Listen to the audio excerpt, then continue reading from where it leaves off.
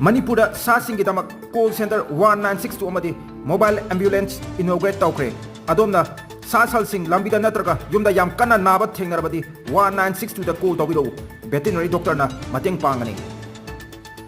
Miyamge British Thoksom Allies Maitai Nongsa Housing Operation Tawnaba Sem Saba Lokre Ningsing Bayai Mahakasi brain tumor nadona lakpana awab mayo naraga lakhibani Governor na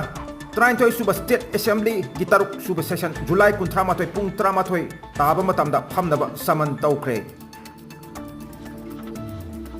Nuktigi Fonga Pauti Naharo with Hodangi editor Korom Loyal Paki Infagi Konta Kabam Lai Harafo Manaka Lega Mayungi Geta Nasi Ahing Nonga Madung Pung Baro Makai Taba Doida Sakanga Basingna Nongway Round Kaya Kapsilamle Singjamaya Dengi Positive Oya Miwe Lady Singjamay Ngakabam Lekai Dengi Digi Ngatok about Fogging Tau